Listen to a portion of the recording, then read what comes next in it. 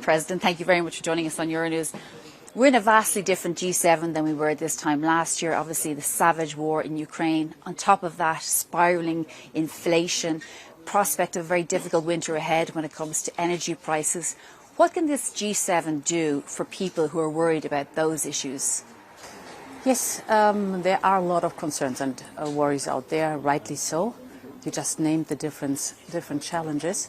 It is very reassuring that this group has a lot of confidence and trust in itself because we know each other very well by now. We've gone through the pandemic, now this atrocious war, and therefore it's good to sit together and to discuss what can we do as G7, not only for our people but for the whole world. And the problems are so big that it needs the whole world to answer them. And do you think that there can be something concrete on that delivered at this G7? Oh, certainly. First of all, strong support for Ukraine as long as it is necessary, as long as it takes. This is certainly one of the deliverables. Secondly, on the food crisis, that we want to join forces, what the support to vulnerable countries is concerned, but also to get the grain out of Ukraine and to have a mid- and long-term strategy how to improve the situation of the vulnerable countries to produce their own food. And on energy, to stand together to make sure that the prices are not going through the roof, but also to invest heavily into renewables. That's the main track. One of the things that could, I suppose, be delivered at this G7 is the prospect of a price cap on oil. It seems very complicated. Obviously, you need full global buy-in. Can you tell us if there is a potential that we could get agreement and how would it work? Yeah, we agreed to explore. The mechanism is basically if, as you see, the European Union is walking away from Russian oil right now. What should not happen is that Putin takes this oil, goes to the world market, prices are going up, and he's filling his war chest. And therefore, it needs a broader alliance to say, we're willing to pay a decent price, but not a skyrocketing price. And we're willing to reward the production of oil, but at that level, there should be then the price cap, and we all buy in. It is not only good not to fill Putin's war chest, but it's also very important for the developing countries, the vulnerable countries, because the skyrocketing oil prices are heavily negatively impacting on them. So do you think, was there a fear, for example, that the sixth sanctions package wouldn't deliver what it was supposed to in terms of harming the Russian war chest, per se? No, not at all. It's the contrary. We see that the sanctions are more and more biting and grinding into the Russian economy. If you look at the different sectors, we see that they are degrading slowly but surely because of the export control. So updates, technologies, anything you need, the goods you need to modernize are not going to Russia anymore. And us as Europeans, we're winding down the oil by 90% till the end of the year. But it's more the whole world. The oil price that is so high is not only affecting the European Union, it is mostly affecting the vulnerable countries. And here we want to take responsibility. Do you think you will get support from India, China and so on for this price capping? Well, we'll explore that with them. It is, as you said, complicated. It's not trivial. So we have to really flesh it out. But it's worth to look at it because we have to give an answer to the phenomenon I was just describing. Would you think it would require reopening of the sixth sanctions package, or it would just complement that? No, it would not require that at all. It would just complement, so we could work with the six sanctions packages that are delivering, but would not have to reopen anything.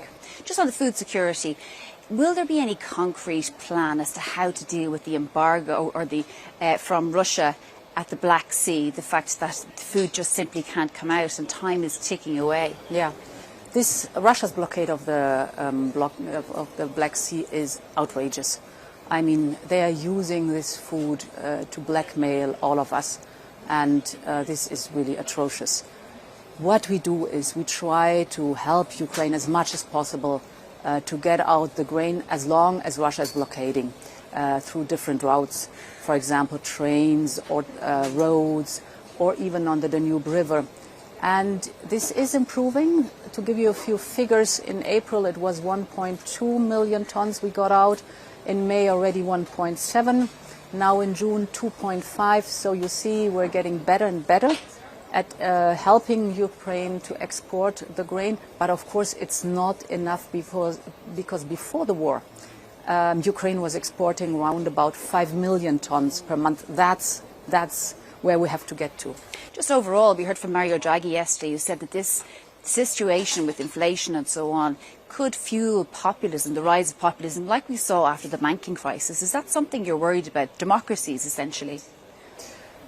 We have always to be vigilant, but frankly, right now it is impressive to see how the democracies stand side by side and stood up against the aggressor, Putin.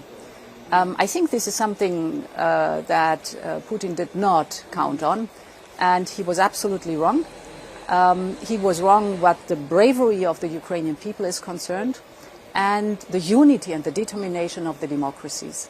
Because unity is very much the key message of this G7. Is there unity about how to, I suppose, end this war in Ukraine? We've heard, for example, the British press saying that Boris Johnson has said that he had to persuade some leaders not to call for concessions on Ukraine. Is there unity on how to tackle Ukraine? And you'll be giving that message to Zelensky today, undoubtedly. There is unity and a lot of respect for the sovereignty of Ukraine, because it's Ukraine that has to decide what could be peace negotiations for them. And of course there is strong support. Also, for example, support on reconstructing Ukraine. We had proposed together with Ukraine as a commission to create a platform to channel all these different initiatives, really to have a good plan on reconstruction of Ukraine and to make sure that the whole world is buying in. These are also topics of unity. Just final question, President. We heard the announcement last night, 600 billion euros of the Western Initiative. Is that really for combating the Belt and Road Initiative from China?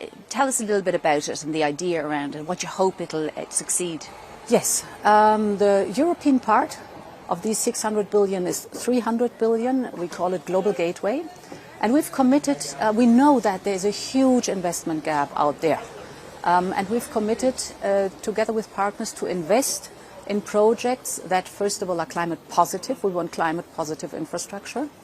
We commit to have transparency on it, high quality, high standards, and to include the private sector. And the most important is, with our partner countries together, they decide what kind of projects are mature.